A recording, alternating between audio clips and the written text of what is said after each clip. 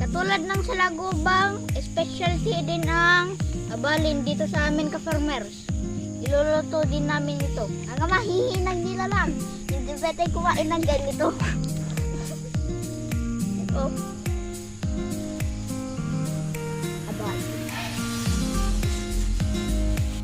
Maliit pa ako, ganito na tinatrabaho ko. Pero, sige lang, kakayanin ko para sa pamilya ko, ma'am. Masakit po sa pakiramdam na akalain mo sa ibang bata na bakit sila, dahil sila nung swerte nila, dahil may nanay sila at tatay. Tapos, ina-insulto nila ang kanilang nanay at tatay. Kung ako po yun, ma'am, napakaswerte na po ako sa mundo.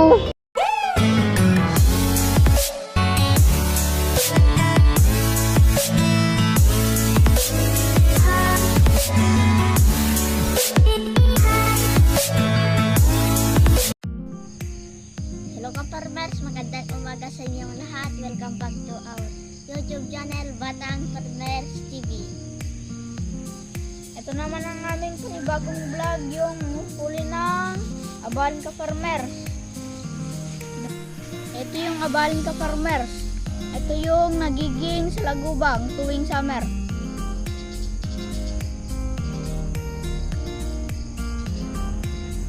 Ito yung abalin ka-farmers. Tinatanggal namin kasi na memeste sila sa aming pananim. Sila rin yung nagiging salagubang na hinuhuli namin tuwing summer. Kailangan nating araruhin yung lupa para lumabas ang mga abalin. Andun na rin si Siren. Namumulot. Mamulot na tayo ka-farmer.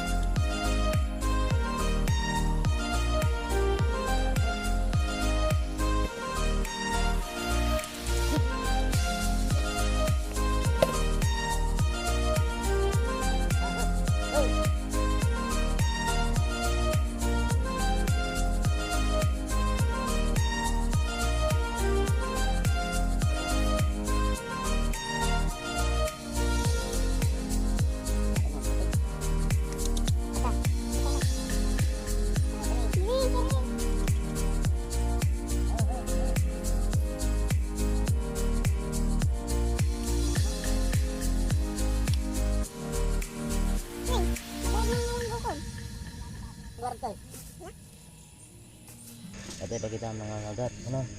Nangangagat siya, ka-farmers. Hindi mo buti kadwan.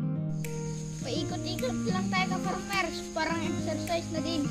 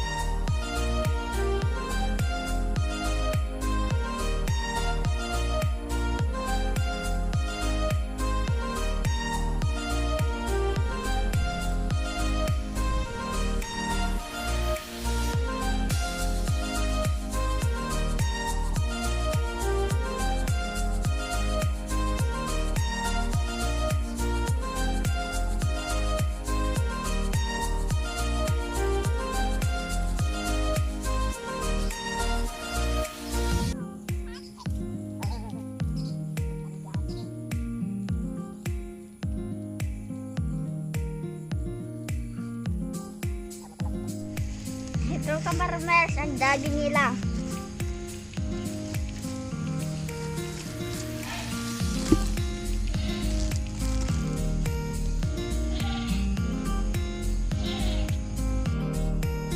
Ito yung napulot ko, ka-farmers.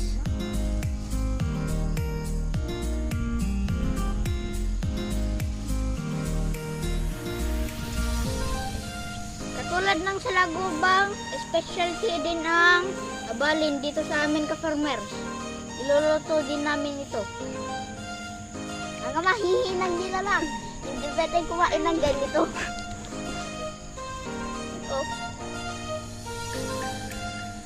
Abalin. Pinahawan kita, boy tapang. Oh.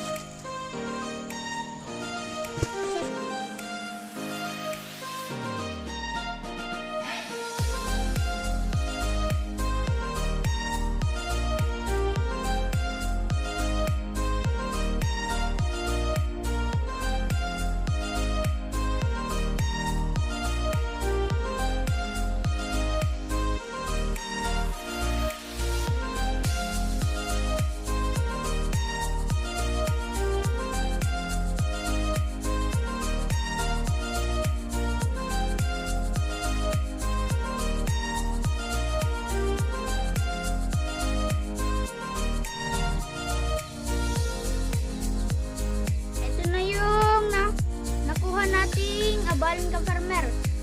Ang paglinis nito ay hihilain natin yung kanyang puwet para matanggal yung kinain niyang lupa.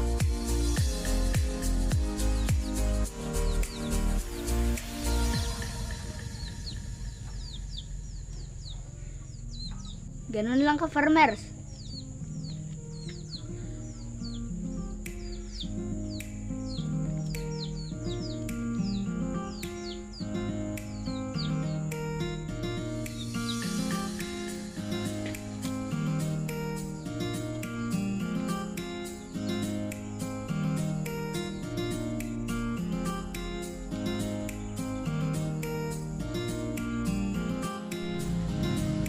ito na ka-farmers yung nalinisan nating abalin.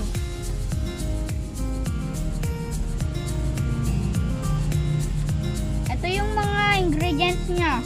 Bawang, asin, kunting tubig, at saka suka. Ilagay na natin sa abalin ka-farmers yung kanyang ingredients.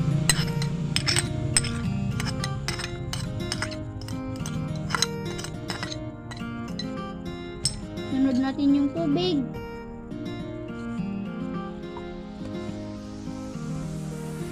At saka suka.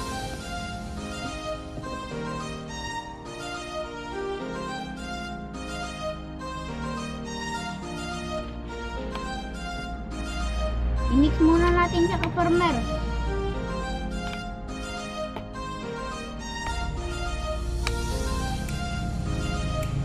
Papakuluan muna natin siya ka-farmer hanggang matuyo. At saka na natin pre-prituhin.